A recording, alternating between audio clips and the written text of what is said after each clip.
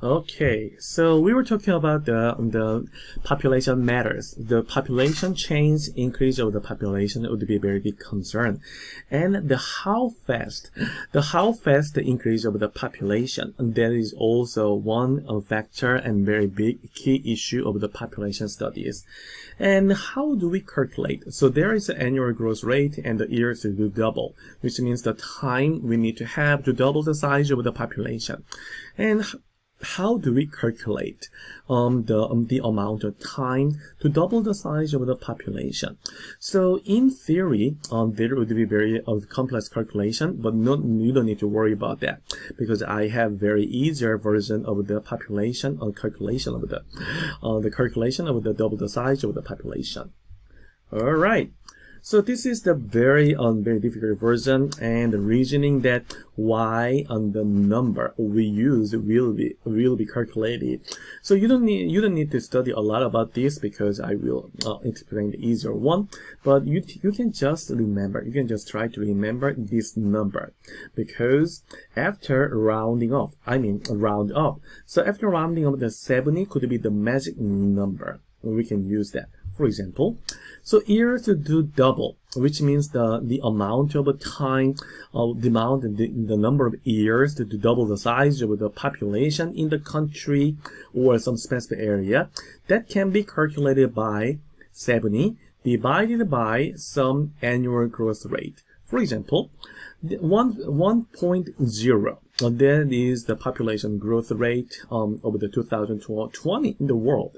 So based on that number, the annual growth rate is 1. So 70 divided by 1 is 70. So in the world, 70 divided by 1 is 70.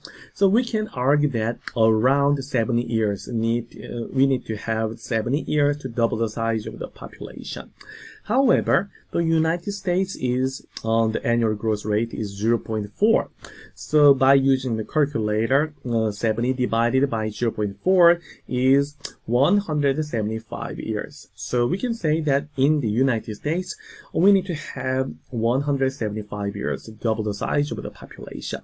All right, so that's really very easy calculation compared with the logarithm of the calculation of the population. So the quiz will be, so there is very quick and very easy type of quiz as a very good example.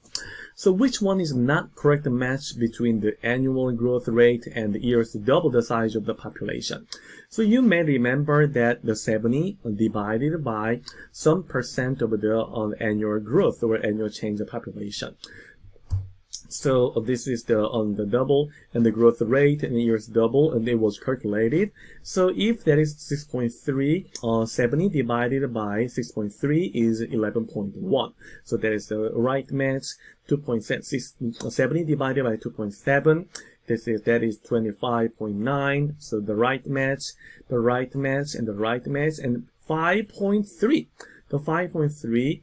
If we divide it over the 70 divided by 5.3 is 13.2. So the right calculation, based on the right calculation, years to double is 13.2, which means that if some country or the society has 5.3 as the annual growth rate, on the 70 divided by 5.3 is 13.2, which means it takes about 13.2 years to double the size of the society. So in this kind of quiz, the number 5 and the 51 is the wrong match between the annual growth rate and times to double the size of the population. All right, so the country A had some rate, the percent as annual population growth rate, and it took around 14 years to double the size of the population. Then, what was the annual population growth rate? And that will be also calculated very easily. The 70 divided by something, there was the annual growth rate, is 14. So based on the very easy transformation of the on this match, the 70 is 14 multiplied by the annual growth rate. So the 70 divided by 14 is 5. So that 5 is annual growth rate. So I recorded one video to explain that. So let me show you as one of the reference for your further study. All right. The question was, country A had some percentage of the population growth rate, and it took 14 years to double the size of the population. We could imagine some situation that so the growth rate will be X, and the 70 divided by the percent would be the time spent for the double the size of the population. In that case, we can make it as 70 divided by X, which is the annual growth rate. Sorry. So that was 14, right? So based on the equation, we can use the exchange theory. Then, so 14 is 14 over 1. And we can exchange those two numbers. So 70 is 14 multiplied by X, right?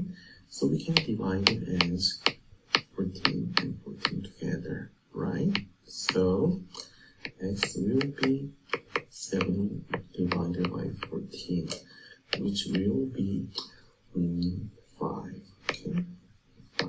So it was 5% as population growth rate. Okay, so this is the very detailed top type of the calculation you can see as the process of the calculation. All right, so we are turning into the new topic.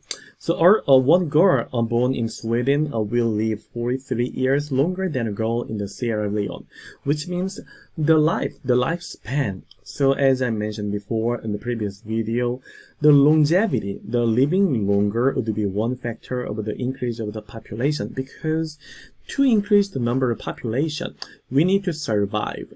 So if we survive longer than longer than the past history, maybe there will be the higher chance of the increase of the population, because the more number of people can be counted in the calculation. So inter-country difference, which means the Sweden and the United States and the Sierra Leone, these are the line of the numbers. These lines are representing the life expectancy, which means the expected span of the life at their birth or specific age. But so the Sweden is about 80, which means if somebody is born in 2015, for here, they are expected to live about 80 years, and while on the United States, more than 80 something, and the United States is approaching to 80, but Sierra Leone still is about 55. So the lifespan is much shorter in the Sierra Leone compared with the United States and Sweden. And the life expectancy in many of the countries, Africa has the smallest and the shortest lifespan, and compared with the world and the other European countries and Asia. So we can see there are many of the inequalities of the lifespan in the history. Alright, so this is lifespan, and long time ago that was very low, but based on the increase of the lifespan and the life expectancy, we can see that on this journey. So the downturn, so we can see the very little downturn of the life expectancy, and you may already know on the why and what was the reason, because of the COVID-19. So as you can imagine, the COVID-19 decreased the life expectancy, because many people died because of the COVID-19, and after the calculation of the expected lifespan, that contributed of the decrease of the population life expectancy. And other than that, there was also a very big downturn of the a little bit more than 1950, which was the time of the world war situations. And we can see that these were very big contributor of the world. For example, war situation would be a very big contributor of the population changes. So, other than that, based on the gender, the men are less likely to live longer than the woman, as a gender difference of the life expectancy. So let's go the unskilled or the less educated, for example, the less professional of the workers, who would have the lower income and the lower access to the hospitals or the medical social infrastructure. They would live the shorter than the lawyers and the very highly skilled workers, who would have the opposite direction. So within a country, so in the previous slides, these were the differences among the countries, but in the same society. Even within the country, there would be very big differences of the lifespans or the health conditions. So in this BMJ, BMJ, which is a part of very famous journals, on the United States, the length of the United States with the life expectancy is 78.9. So you'd say, among the 18 developed countries, not very bad, but you'd say that among 18, the United States has 18th, because compared with the development of the economic conditions, the United States would have a lower, very low, relatively low level of the health condition. So in other rank, United States has 46th. So the rank is 46th among the list of the countries in the world. So it means that the United States would have a lower level of the life expectancy compared with considering the economic development and the power of the country. So there are many issues, many of them, maybe the COVID-19. So based on the race, and there would be very low levels of the sometimes there are low levels of the medical infrastructure affection and the access, and the inequality and the causes of the very highly increased the side effects of the drugs. So you may saw many of the video clips or the broadcasting of the news system showing about the drug affection or drug infection in the Philadelphia area. So you get the kind of the shooting and the violence and kind of the overdose of the drugs. These are the main killers in the United States, contributing the low levels of the life expectancy of the United States. So there is that among the annual growth. So when you compare or when you calculate the 70 divided by annual growth, because there are many of the fluctuations, you can see that the changes of the death rates and the mortality rates and many of the social factors we can imagine, there would be very big changes of the annual growth rate. So this is very important part. When you calculate the 70 divided by the annual growth rate to calculate double the size of the population, you need to assume that the current rate of the annual growth will remain in the next n years, which is not very realistic. But to have the easier or simpler calculation process, you are assuming that the current rate of the annual growth will be remaining in the same. So the annual growth will be, the rate of the annual growth will stay same during the time of the annual growth. So I know this is not very intuitive, but this is very strong assumption when you need to calculate. When you need to calculate the years of the time or the years double the size of the population. So MDR means the more developed countries and LDR is the less developed regions. And which countries are included in the MDR and LDRs? Probably you would already have the common sense to classify them. So economic development and the demographic development and many of that. So the US is a very, very developed world. So among all the countries in the world, United States would be the best and the very highly, the most developed country. So many of the economic development, the United States would be the most or the highest level, highest developed country. However, in terms of the demographic developments, such as the live births and the fertility, in terms of the live births in United States still have many of the non-live births because of the miscarriage and many of the defective of the births, for example. So there are very big mismatches of between the economic development and the demographic development when we classify MDR, the more developed regions, and the LDR. So that will be also a very important part you may need to remember. So we can use the Human Development History Index based on the life expectancy, educational attainment, and the national income level, but this is also not a very perfect one.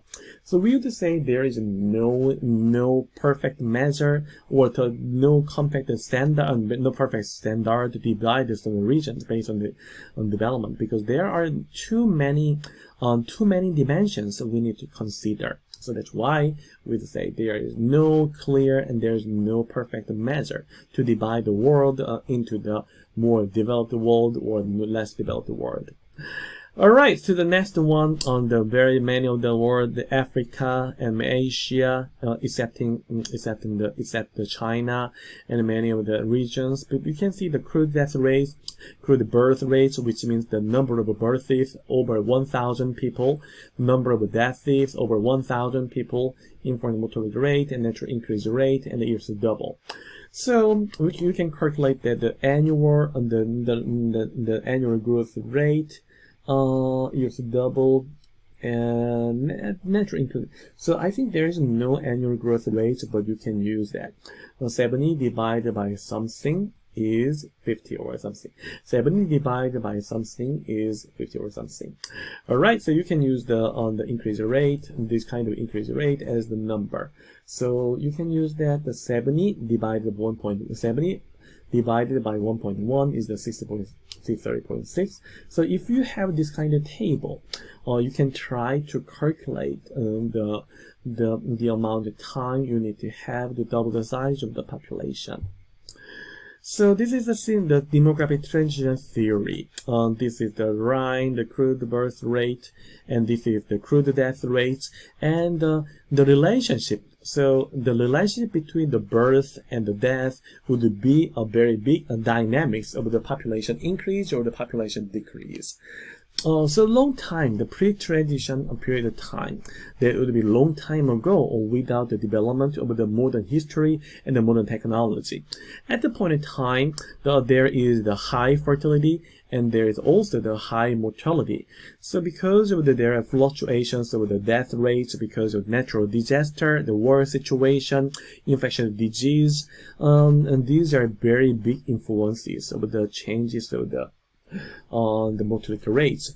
But usually the crude birth rates, these are very flat, very flat in the assumption.